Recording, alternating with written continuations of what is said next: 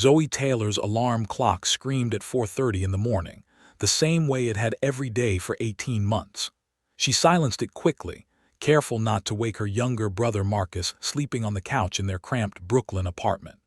The pre-dawn darkness felt heavy, but she'd learned to move through it with practiced efficiency. Her mother's medical bills sat stacked on the kitchen counter, a constant reminder of why sleep was a luxury she couldn't afford. At 19 years old, Zoe had already mastered the art of invisible exhaustion.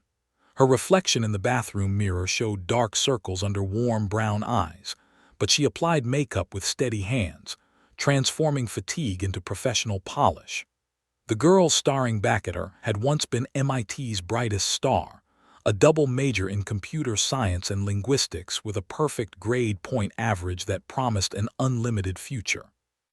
That girl felt like a distant memory now, replaced by someone who understood that dreams sometimes had to wait while family survived. She pulled on her crisp white server's uniform, straightening the collar with care. Lumiere Restaurant demanded perfection from its staff, and Zoe had learned to deliver it without complaint. The exclusive Manhattan establishment catered to billionaires and celebrities, people who treated servers like furniture that occasionally spoke. She'd grown accustomed to being invisible, finding strange comfort in how easily the wealthy overlooked her presence.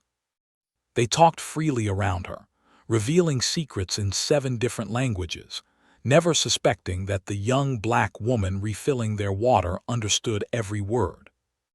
The subway ride from Brooklyn to Manhattan gave Zoe 40 precious minutes to review her notes. Her weathered notebook contained more than dinner orders. It held linguistic patterns, cultural observations, and technical data she'd been collecting for months. Every conversation she overheard fed into the artificial intelligence prototype she was building in stolen moments between shifts. The technology could revolutionize global communication, breaking down language barriers while preserving cultural nuance and emotional meaning. But revolutionary technology required resources she didn't have, so she worked in shadows and silence, building her future one conversation at a time. Her phone buzzed with a text from her mother. The chemotherapy session had gone well, but the bills kept climbing. Her father's unemployment stretched into its 2nd year, his depression deepening with each rejection letter. Marcus needed private school tuition to keep his robotics scholarship, his only pathway to college. The weight of 3 people's futures pressed down on Zoe's shoulders, but she carried it without complaint. This was love, even when it looked like sacrifice. Lumiere's kitchen staff greeted her with familiar warmth when she arrived at 5:45.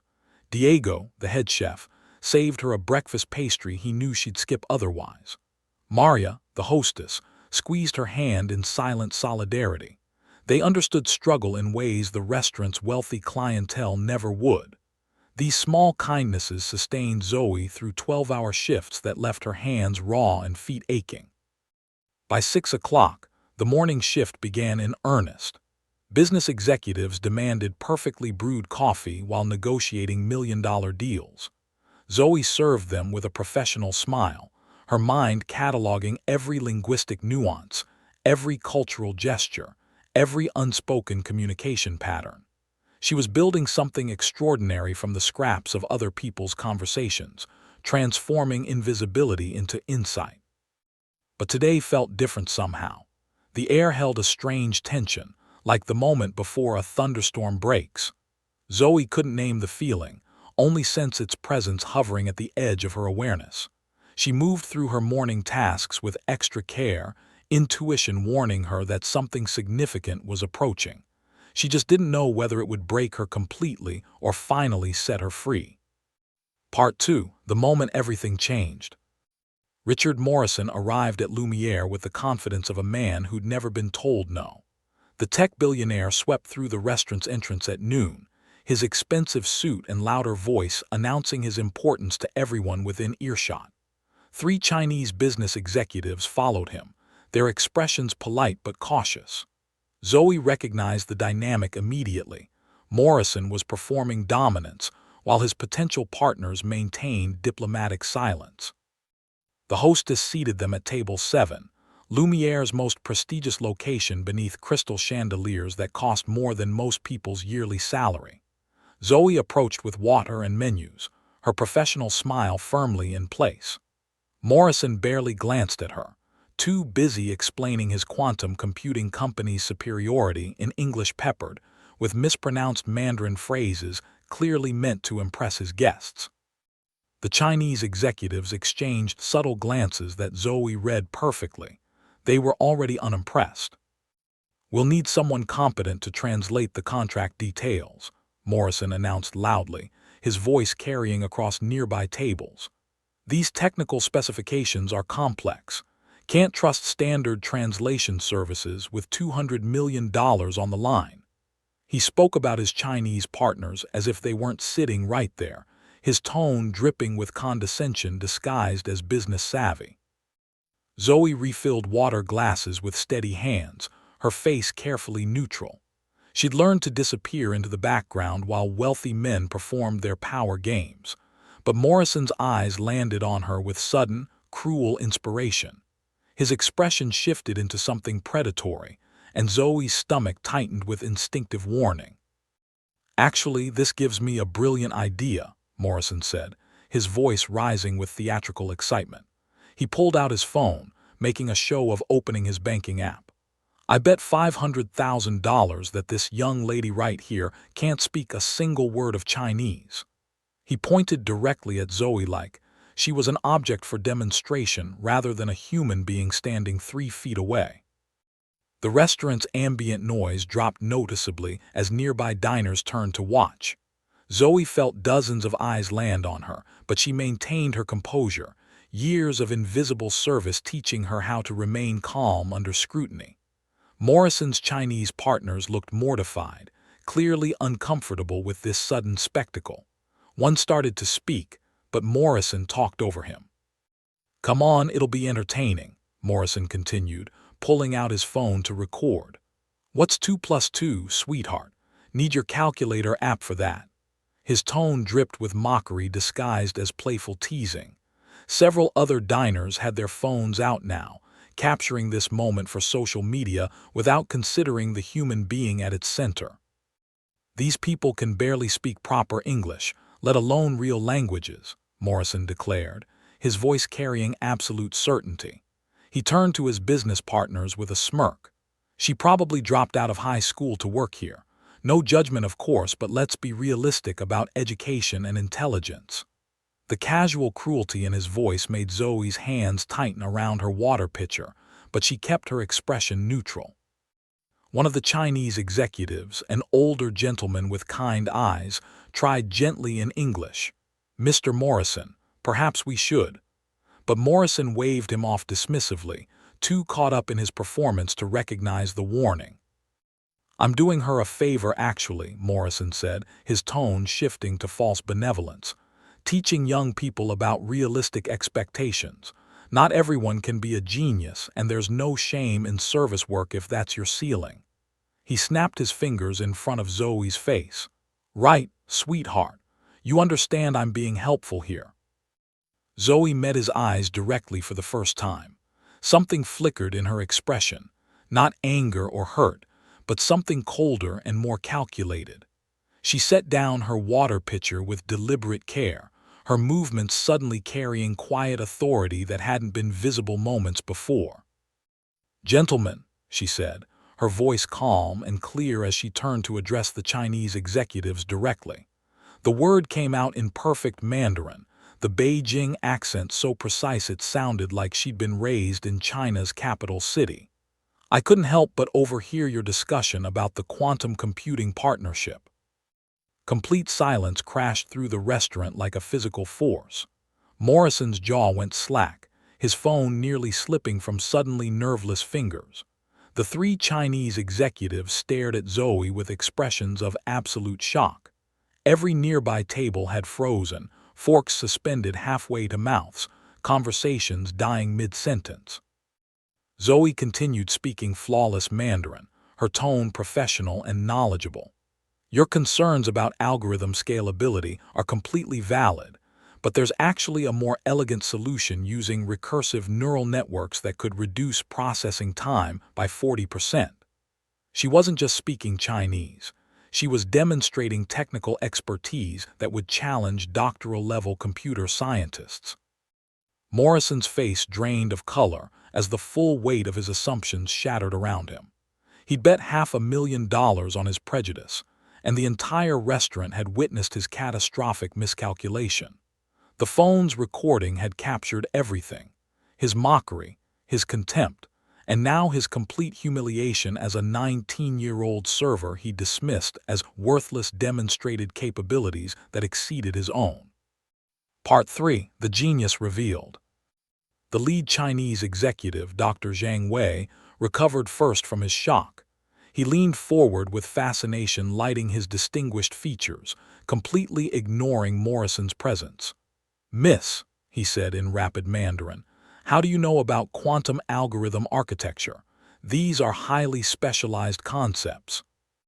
Zoe smiled gently, switching between Mandarin dialects with effortless precision. "I've been following your research papers, Dr. Zhang. Your team's work on quantum entanglement protocols is brilliant, but there's room for improvement in the decoherence correction systems. The mathematical models you're using assume ideal conditions that don't account for real-world thermal noise interference." She wasn't guessing or bluffing. Every word demonstrated deep understanding of cutting-edge quantum computing theory. The other two executives began firing technical questions at her in Mandarin, testing her knowledge with increasingly complex scenarios. Zoe answered each one with calm confidence, discussing topics that would stump most industry professionals. Morrison sat frozen, watching his carefully planned business dinner disintegrate around him. His Chinese partners had completely forgotten his existence, captivated by this young woman he'd publicly mocked. The phone's recording had multiplied. At least a dozen diners were now live-streaming this impossible scene to social media platforms. "The technical specifications in your contract could be optimized further," Zoe continued, her voice carrying across the silent restaurant. "I notice you're using outdated encryption protocols that leave vulnerabilities in data transfer. Specifically, the quantum key distribution method outlined in Section 12 has a theoretical weakness that hostile actors could exploit during transmission." Dr. Zhang pulled out his business card with trembling hands, offering it to Zoe with both hands in a gesture of deep respect. "Miss, we must discuss this further. Are you available for consultation? We would be honored to have someone with your expertise review our systems." The irony hung heavy in the air. The same girl Morrison had called too stupid to add 2 plus 2 was now being courted by billionaire tech executives for her advanced scientific knowledge. But Zoe wasn't finished demonstrating the scope of her capabilities. A commotion erupted at table 12, where a Russian businessman was growing frustrated with his translator. The elderly man pounded his fist on the table, shouting about cryptocurrency contracts while his translator looked helpless. Zoe approached quietly, and when she spoke, perfect Russian flowed from her lips with a Moscow accent that sounded native. "Excuse me, sir," she said gently in Russian.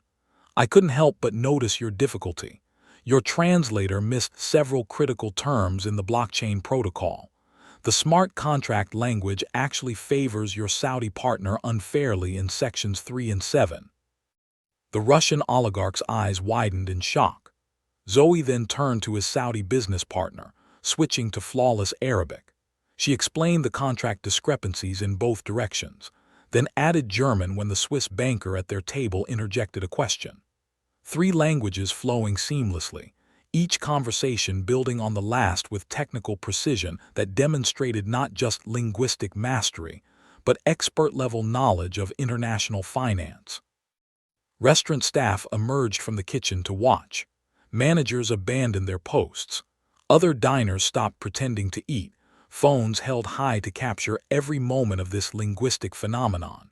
The pattern became undeniable. This wasn't just someone who spoke multiple languages. This was genius operating across disciplines that normally require decades to master. At table 7, elderly Japanese tourists struggled with the wine menu, their confusion evident. Zoe glided over, speaking formal Japanese with perfect honorific language that showed deep cultural understanding. She discussed each wine's terroir in technical French with the sommelier, then explained fermentation chemistry in Italian to museum curators at a neighboring table. Every interaction revealed deeper knowledge: economics, law, art, history, science. Each language unlocked another field of expertise. The air crackled with astonishment as people realized they were witnessing something extraordinary. A United Nations diplomat stood up from a corner table, addressing Zoe directly in Arabic. "Miss, would you consider interpreting at tomorrow's climate negotiations?" His voice carried genuine urgency. "We've been searching desperately for someone with your cultural sensitivity and technical knowledge." Morrison finally found his voice, but it emerged as a broken whisper. "How? How do you know all this?" His carefully constructed superiority had crumbled completely, leaving only confusion and shame in its wake. Zoe turned to face him, her expression holding no malice, only quiet dignity. "You assumed I was uneducated because I served tables, Mr. Morrison. You never asked what I studied before life required different choices. I work 3 jobs to support my family: this restaurant, online coding tutorials, and freelance technical translation. I had to pause my MIT education, but I never stopped learning." The words landed like hammer blows. Morrison's Chinese partner stood up, completely abandoning their original meeting to surround Zoe with business cards and urgent requests. The power dynamic had flipped entirely. The man who'd bet against her intelligence now watched helplessly as she commanded the respect he'd spent decades building. Part 4: The Story Behind the Strength. News of the genius Waitress spread through social media like wildfire within hours. Videos of Zoe speaking 7 languages while discussing quantum computing, international finance, and climate science went viral across every platform. But behind the stunning display of capability lay a story that would break most hearts, a tale of sacrifice that made her achievements even more remarkable. 18 months earlier, Zoe had been MIT's rising star. At 17 years old, she'd maintained a perfect 4.0 grade point average while double majoring in computer science and linguistics. Her research papers on neural language processing impressed professors twice her age. She was developing revolutionary artificial intelligence translation algorithms that could change global communication forever. Tech companies courted her for internships, offering positions that typically went to doctoral candidates. Her future seemed limitless, bright with promise and opportunity. Then the world shifted beneath her feet. The pandemic crashed through her family's stability like a wrecking ball through paper walls. Her father, a mechanical engineer for 30 years, lost his position when the automotive plant closed permanently. Her mother's breast cancer diagnosis came with stage 3 severity and treatment costs reaching $8,000 monthly. Her 16-year-old brother Marcus needed private school tuition to maintain his robotics scholarship, his only pathway to college and a better life. Zoe had made the impossible choice that no teenager should face. She withdrew from MIT to become her family's financial lifeline, trading her dreams for their survival. Now she worked 3 jobs with military precision: restaurant server from 6 in the morning until 2 in the afternoon, online coding tutor from 3 until 8 in the evening, freelance technical translator from 9 at night until midnight. 4 hours of sleep, then repeat the cycle. Every dollar earned went straight home. Every tip paid for chemotherapy. Every translation project funded Marcus's education. Every sacrifice kept her family afloat while her former MIT classmates graduated without her. But Zoe hadn't surrendered her dreams entirely. She'd strategically repositioned them, adapting to circumstances with the same brilliance she applied to everything else. The restaurant's diverse international clientele became her secret laboratory. Every conversation in every language fed data into the artificial intelligence prototype she built during stolen moments between shifts. She was developing revolutionary translation software that didn't just convert words between languages. It translated cultural context, emotional nuance, and unspoken meaning that standard programs missed completely. Her weathered notepad wasn't just for taking dinner orders. It documented linguistic patterns, cultural gestures, and communication nuances that could revolutionize how humans connected across language barriers. Every customer who dismissed her as just a waitress unknowingly contributed to technology that could break down international communication barriers worldwide. Every slight became data. Every assumption became motivation. Zoe had learned to see past humiliation to the bigger picture. She was building one interaction at a time. Her mother's medical bills wouldn't last forever. The treatment had a defined timeline.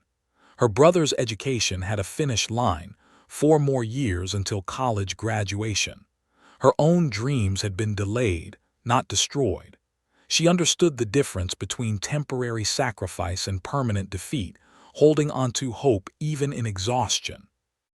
The morning after Morrison's humiliation went viral, Zoe woke to hundreds of messages.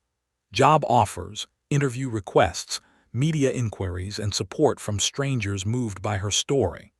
But also came the darker responses, people questioning her motives, suggesting she'd staged everything for attention, accusing her of showing off instead of staying humble. Her mother, weakened by chemotherapy, watched the viral videos with tears streaming down her face. "Baby, I'm so sorry you had to give up MIT for us," she whispered, guilt heavy in her voice. "You should be in laboratories and lecture halls, not serving tables to pay my medical bills." Zoe held her mother's frail hand gently. "Mama, I'm exactly where I need to be right now. These months haven't been wasted. I've been building something important while taking care of the people I love. That's not sacrifice. That's strength." But privately, alone in the bathroom at 3 in the morning between jobs, Zoe sometimes let herself feel the weight of what she'd given up. She thought about her grandmother who'd cleaned offices for 30 years while speaking 4 languages fluently. A brilliant woman whose genius died unknown because she never got the chance to prove her worth to a world that dismissed her based on the color of her skin and the work she did to survive. Zoe made a silent promise to her grandmother's memory and to herself. The world had tried to crush one generation's potential. It wouldn't crush hers. She would survive this season of sacrifice, and then she would change everything. Morrison had called her worthless, but he had no idea he'd just publicly humiliated someone who might transform the world. Part 5. When power meets its match.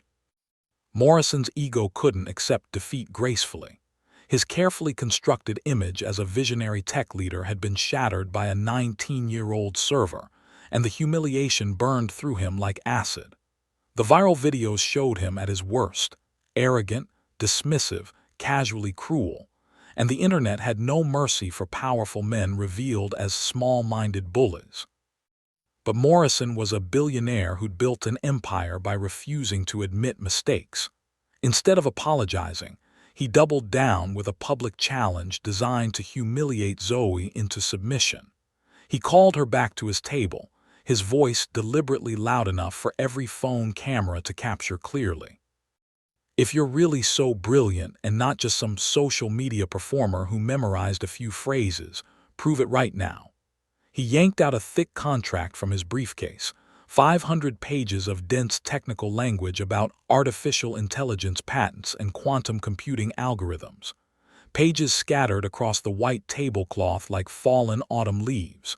"You have 10 minutes. If you can't translate this perfectly, you're just another Generation Z faker who thinks watching YouTube videos makes them an expert."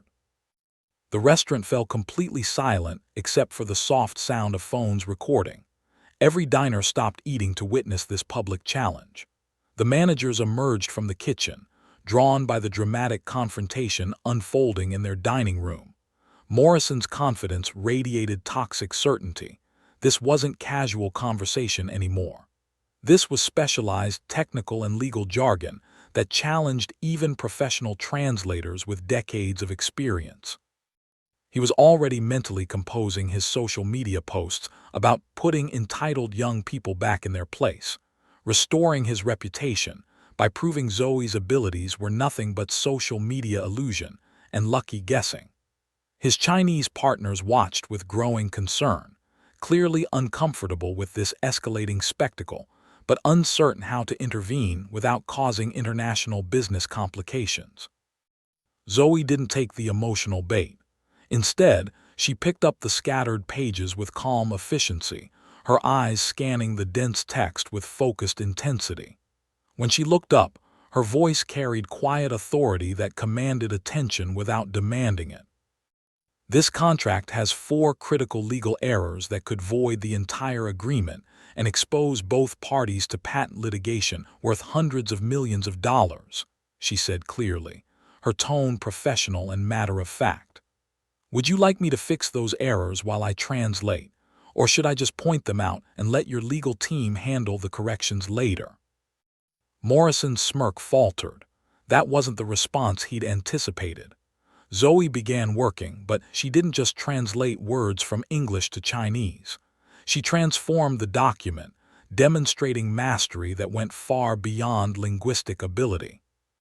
Her voice stayed steady and clear as she explained each section in real time, switching effortlessly between languages while identifying critical issues.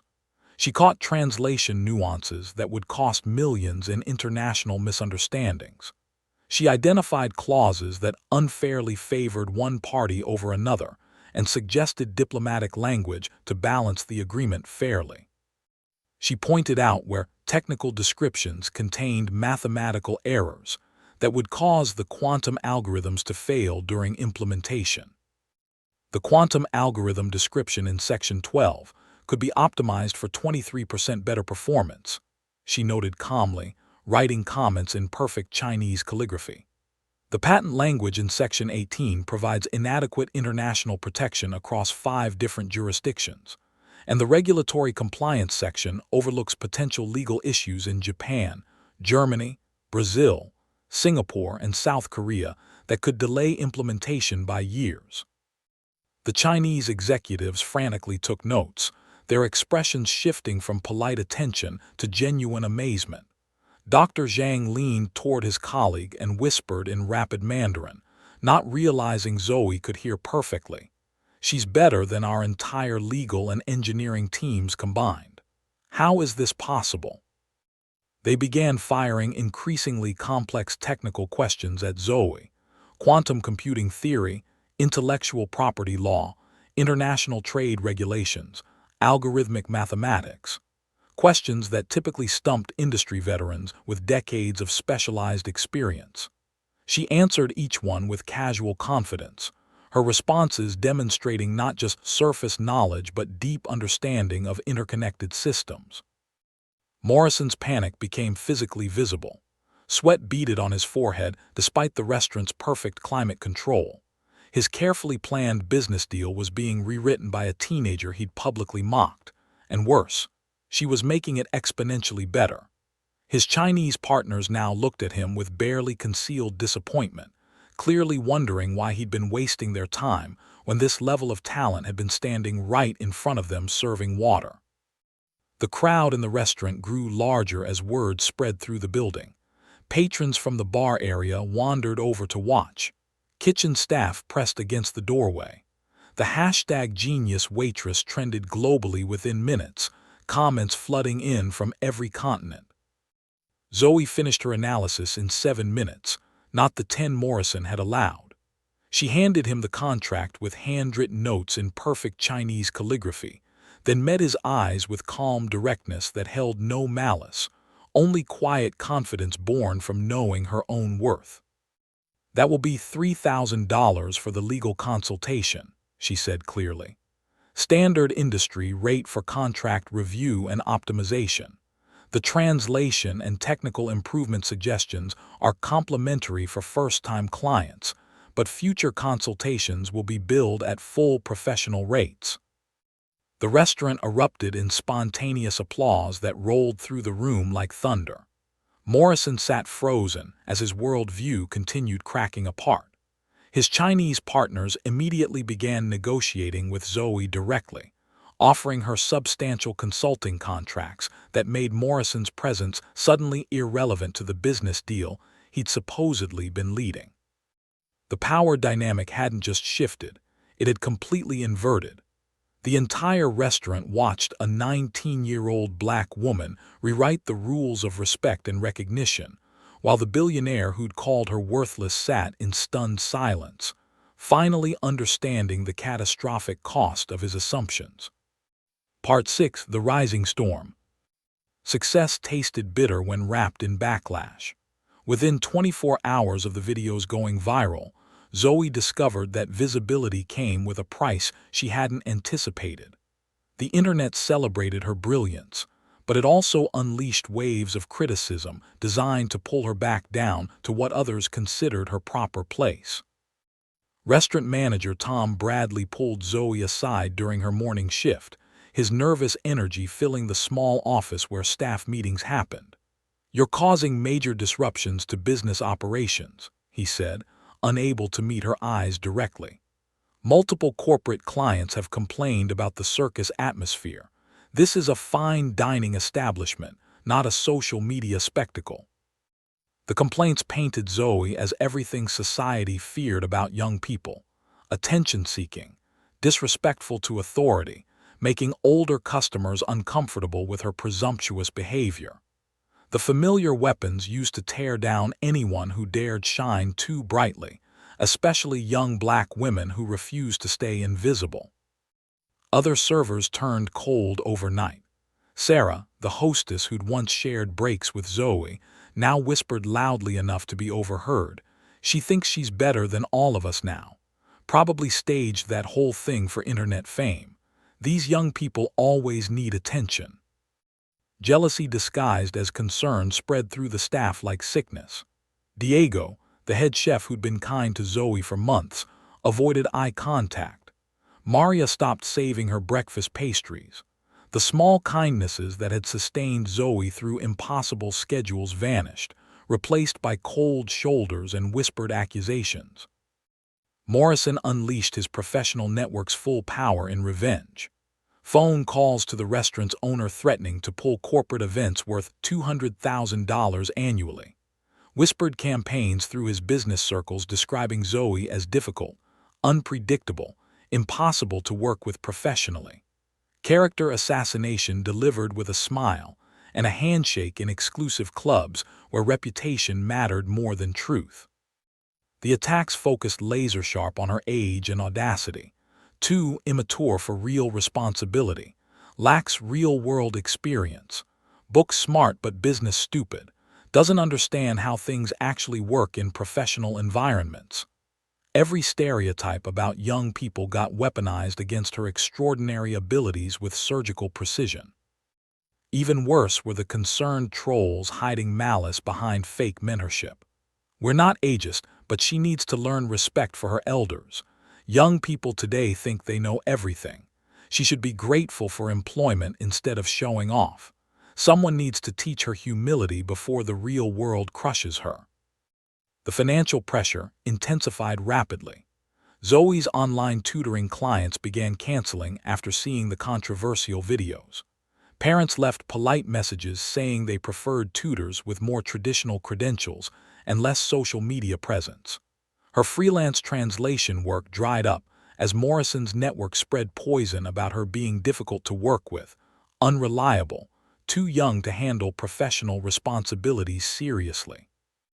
Zoe's family felt the strain immediately. Her mother, weakened by chemotherapy and worried about being a burden, asked gently one evening, "Maybe you're being too proud, honey. Sometimes it's better to keep your head down and not make waves. We need the income." Her father, still unemployed and sinking deeper into depression, suggested she apologize and be more humble. "You need this job, Zoe. We can't afford for you to lose income over pride. Just serve tables quietly like before. Even Marcus, her 16-year-old brother, worried openly. Maybe just keep the language stuff private. My friends say their parents think you're disrespectful. What if this affects my scholarship? The fear in his young voice cut deeper than any stranger's criticism. The isolation crushed Zoe's spirit gradually. Fellow servers who'd once shared meals now requested different break schedules. Tips decreased noticeably as some regular customers specifically asked for different service, believing the whisper campaigns about her being difficult or attention-seeking. The hostile work environment intensified daily, each small cruelty adding weight to an already impossible burden. The kitchen staff joked loudly during shifts, making sure Zoe overheard.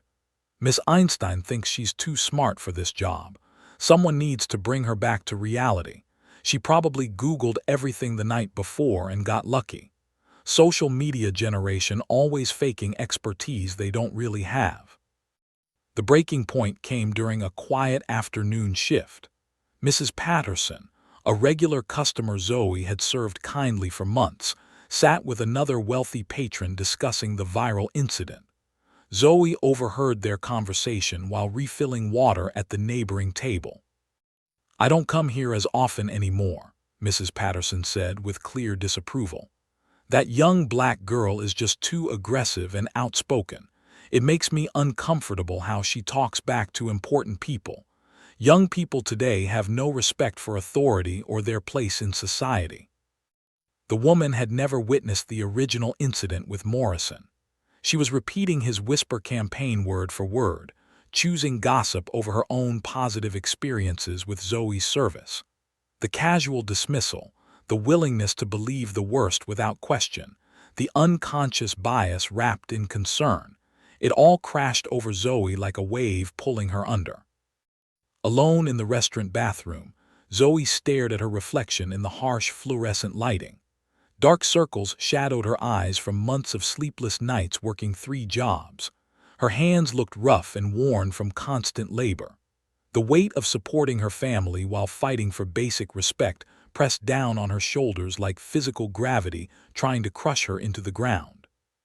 She thought about her grandmother who'd cleaned offices for 30 years while speaking 4 languages fluently, a brilliant woman whose genius died unknown, because she never got the chance to prove her worth to a world determined to keep her invisible.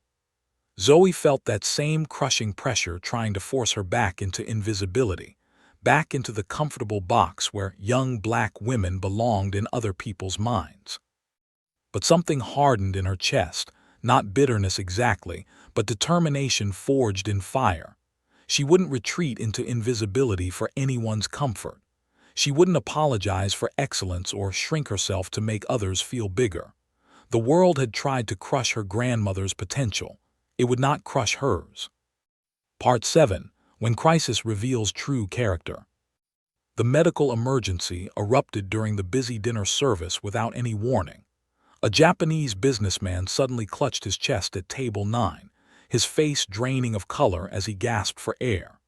His teenage daughter screamed in Japanese as her father collapsed, hitting the marble floor with a sickening thud that silenced the entire restaurant. Paramedics arrived within 5 minutes, but communication broke down immediately. The girl spoke only Japanese and fragmented English, her panic making coherent sentences impossible. Critical medical information got lost in translation as precious seconds ticked away with life-or-death consequences. "Does he have allergies?" the lead paramedic, Maria Santos, shouted over the chaos. "What medications is he currently taking? Does he have any heart conditions we need to know about?" The daughter responded frantically in rapid Japanese, her words tumbling over each other in terror, but nobody understood. Tears streamed down her face as she tried desperately to communicate something urgent, her hands gesturing wildly. The paramedics prepared standard cardiac medication, working with incomplete dangerous information because language barriers prevented them from getting critical details. Zoe didn't hesitate or think about the consequences. She dropped her water pitcher and rushed over, kneeling beside the panicked girl with calm authority. Speaking in perfect formal Japanese, her voice cut through the hysteria with gentle clarity. "I'm here to help. Tell me everything about your father's heart condition right now. I'll translate for the doctors. Take a deep breath and speak clearly. Every detail matters." The relief that flooded the girl's tear-stained face was instantaneous and profound. Words poured out in rapid Japanese as the girl explained through sobs. Her father had a rare genetic heart condition called long QT syndrome. He was severely allergic to 3 common cardiac medications, including epinephrine. He took specialized blood thinners that interacted dangerously with standard emergency drugs. Last year in Tokyo, he'd nearly died when doctors gave him the wrong medication during a similar episode. Zoe translated instantly, her voice projecting urgent medical precision that cut through the chaos. "Stop! Do not give him that medication. He has long QT syndrome and he's severely allergic to epinephrine. The drug you're about to administer could kill him. His daughter says he almost died from that exact medication last year." The paramedic's hand froze inches from the syringe, her eyes wide with shock. "Are you absolutely certain about this information?" "His daughter says he carries a medical alert card in his wallet with his full medical history. Check there for confirmation." They found the card immediately, and everything Zoe had translated was verified in writing. The paramedics switched rapidly to alternative treatments that wouldn't trigger a fatal allergic reaction. But Zoe didn't stop there. As emergency workers stabilized the businessman, she became a human communications hub coordinating care across languages and medical systems. She pulled out her phone and connected via video call with his primary cardiologist in Tokyo, translating complex medical terminology in real time between Japanese doctors and American paramedics. She contacted his international insurance company, handling legal language that would challenge professional interpreters. She coordinated with his business partners who spoke Mandarin, ensuring critical meetings got postponed, and his company understood the situation. Her MIT pre-medical knowledge proved crucial beyond just translation. She explained his genetic condition to the paramedics using technical cardiology terms they understood immediately, bridging not just language gaps but knowledge gaps between different medical systems and specializations. Morrison watched this unfold from his abandoned table, seeing Zoe's genius applied to something that truly mattered beyond money or business deals. For the first time, his corporate mind grasped the real-world value of her abilities, not just impressive party tricks, but life-saving capabilities that served humanity. As the businessman's condition stabilized and paramedics prepared transport to the hospital, his daughter took Zoe's hands through grateful tears. Her words in Japanese needed no translation. The gratitude, relief, and profound appreciation transcended language barriers completely. This moment represented everything Zoe's technology could enable globally if given the chance. Dr. Elizabeth Thompson, a venture capitalist who'd been dining quietly in the corner, approached Zoe discreetly as the emergency wound down. "What you just did, that coordination, cultural sensitivity, medical knowledge, that's the future of emergency medicine. We desperately need to talk about funding your work." Morrison's Chinese partners pulled him aside, their expressions mixing disappointment with newfound respect. "This young woman demonstrated more practical value in 20 minutes than your entire corporate presentation promised. Why is American society wasting her talent serving tables when she could be saving lives and building the future?" Social media exploded again, but this time the narrative shifted dramatically. Videos of Zoe coordinating the medical emergency went viral worldwide with a completely different tone. Comments poured in from healthcare workers, immigrant families, and people sharing stories of communication barriers in critical medical moments. "This is why we need translators in every emergency room. My grandmother died because nobody spoke her language during her heart attack. How many lives could be saved if every hospital had someone like her?" Restaurant management suddenly changed their approach completely. Instead of trying to silence Zoe, they wanted to feature her prominently. Reservations spiked as people specifically requested her section, wanting to meet the genius teenager who'd become an internet phenomenon. The hostile work environment evaporated overnight, replaced by colleagues who finally understood her value. Zoe received a text from her mother as the evening finally quieted. "I saw the news. I'm so proud of who you're becoming. Never let anyone dim your light." The words felt like permission to stop shrinking herself for other people's comfort. As closing time approached, Morrison walked over to where Zoe was wiping down tables. His expensive suit looked rumpled, his confidence replaced with something that resembled humble respect. "I was wrong about you," he said simply. "Completely, catastrophically wrong, and I'd like the chance to make it right if you're willing to hear me out." Part 8, Full Circle, From Service to Significance. Morrison's penthouse office overlooked Manhattan like a glass throne floating above the city. The stark contrast to restaurant service corridors, where their story began, wasn't lost on Zoe as she stepped into the space 3 days after the medical emergency. Floor-to-ceiling windows framed the skyline, and the furniture probably cost more than her family's annual rent. "I've built my entire career on recognizing talent and innovation," Morrison began, his voice stripped of its former arrogance. "Last week, I realized I've been completely blind to the most obvious source of both." He'd spent 72 hours researching Zoe's background thoroughly. MIT transcripts showing a perfect 4.0 grade point average.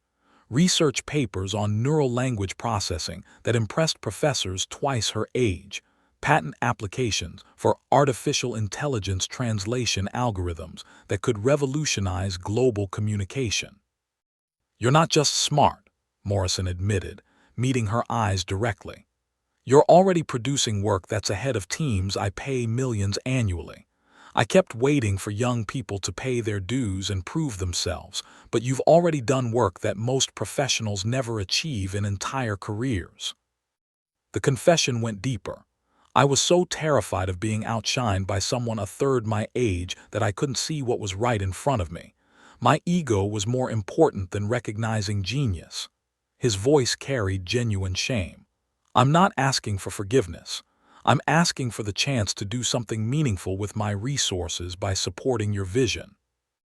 Morrison's offer staggered even Zoe's quick mind. $2 million initial investment in her artificial intelligence startup. Premium office space on his building's top floor with full technical infrastructure. Complete access to his entire business network accumulated over decades. The catch that made it believable: she would lead with complete authority. He would follow her vision without interference.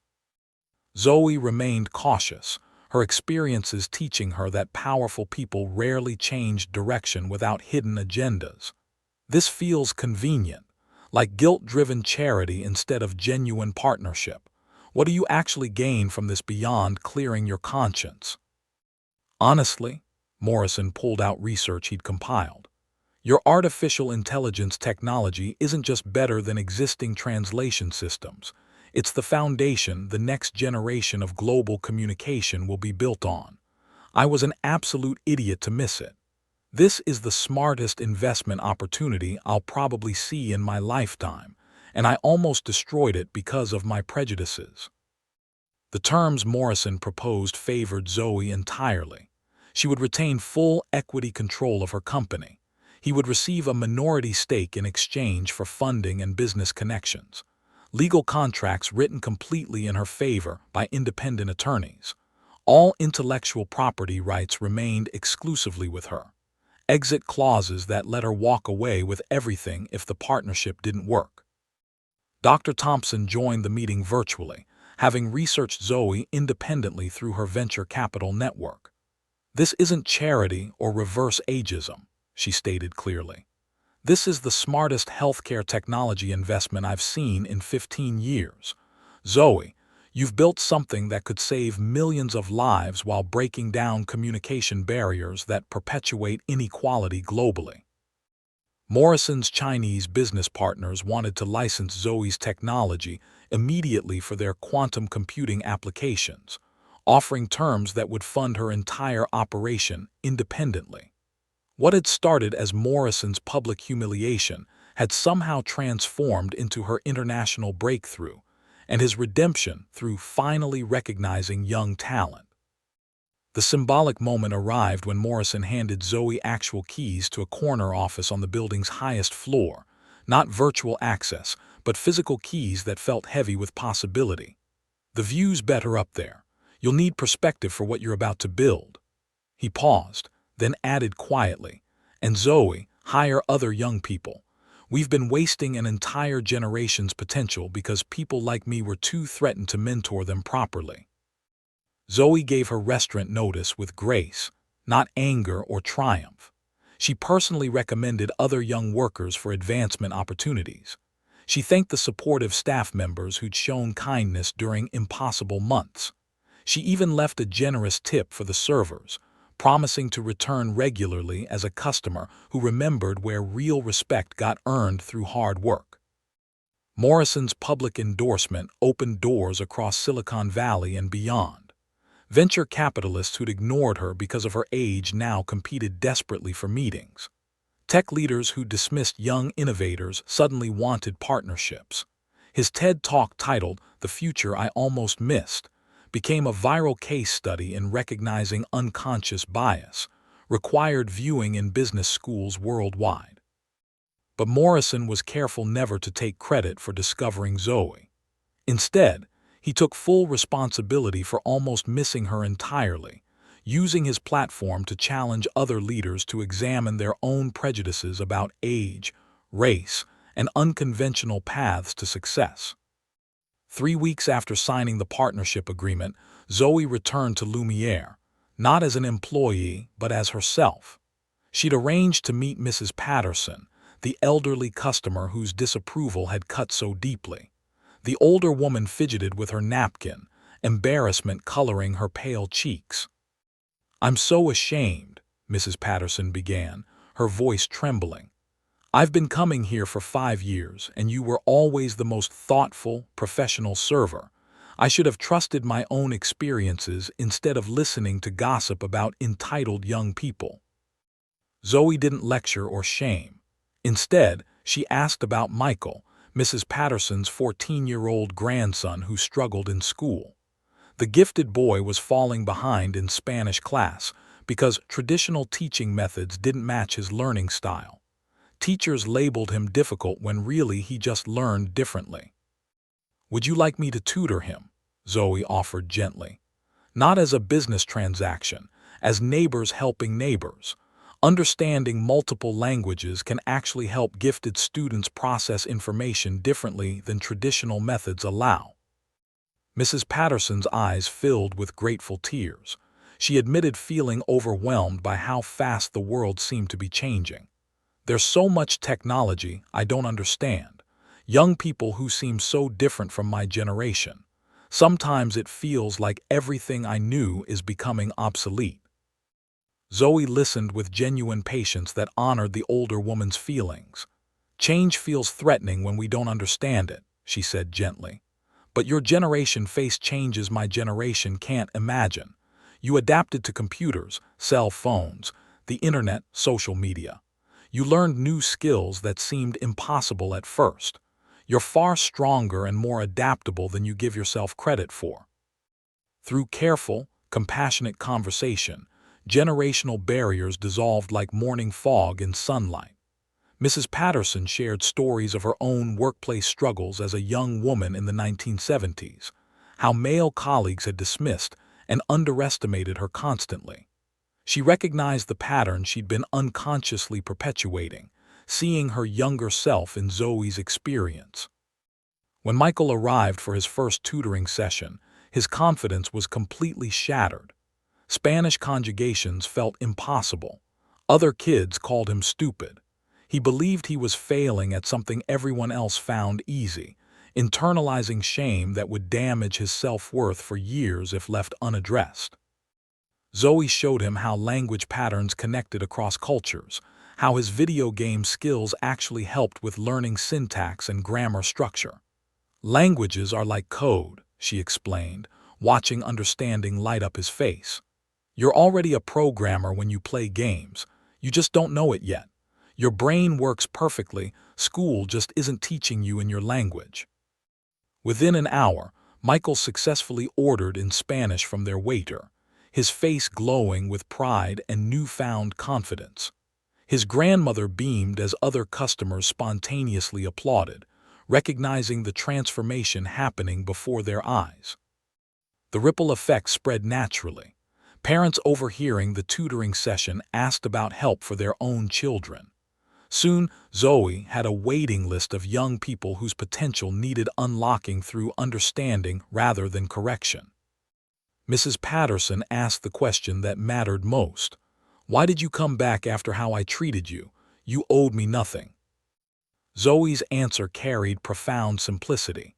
"Because connection is stronger than conflict. My technology works brilliantly, but it's useless if people don't trust each other enough to use it. Building bridges matters more than proving people wrong." Mrs. Patterson became Zoe's first beta tester for the consumer version of her translation app, eager to connect with diverse neighbors and understand her grandson's rapidly changing world. The older woman's enthusiasm and honest feedback improved the technology in ways Zoe hadn't anticipated, proving that every perspective added value. 6 months later, Zoe's company had grown beyond her wildest projections. Her artificial intelligence didn't just translate words, it built understanding across cultural and generational divides. Hospitals used it to save lives. Schools used it to reach struggling students. Families used it to stay connected across distances and differences. She hired a diverse team of young innovators, many from unconventional backgrounds like hers. Former servers, college dropouts, self-taught programmers, people society had dismissed who proved extraordinarily capable when given genuine opportunities. Her company culture valued potential over pedigree, ideas over credentials, results over resumes. Her mother entered full remission from cancer, getting the best treatment available without the crushing stress of impossible bills. Her father found meaningful work again, his depression lifting as purpose returned to his days. Marcus thrived in school, his robotics scholarship secure and his future bright with possibility. But Zoe's greatest pride came from the letters she received weekly from young people inspired by her story. Teenagers who'd been told they were too young, too inexperienced, too different. They saw themselves in her journey and found courage to pursue their own impossible dreams. Morrison became a genuine ally, using his platform to amplify young voices and challenge age-based discrimination across industries. His transformation wasn't performative. He genuinely worked to dismantle the barriers he'd once helped maintain. The scene ended with Zoe standing at her office window, watching the sun set over Manhattan. She thought about the morning she'd stood at that restaurant sink, exhausted and invisible, wondering if sacrifice would ever transform into significance. She'd learned that genius without opportunity gets wasted, but genius combined with courage, supported by community, and applied with purpose could change everything. Her grandmother's unrecognized brilliance now lived on through Zoe's success, proving that potential delayed isn't potential destroyed. The future she was building honored both her grandmother's memory and her own generation's promise. And somewhere in Brooklyn, a young black girl watched Zoe's story and dared to believe that her own dreams mattered too, that her voice deserved to be heard, that her potential was worth fighting for no matter what obstacles stood in the way. That belief, multiplied across millions of young people worldwide, would change the world more profoundly than any technology ever could. Because the most revolutionary invention isn't artificial intelligence or quantum computing, it's recognizing human potential wherever it exists and giving it room to grow. If you were in their place, what would you do? Tell me in the comments, your opinion matters. If you enjoyed this story, Don't forget to hit the subscribe button and become a part of our Unbroken Gray Stories community. Where are you watching from? In this world, everyone hides a story, but this one will shake your heart.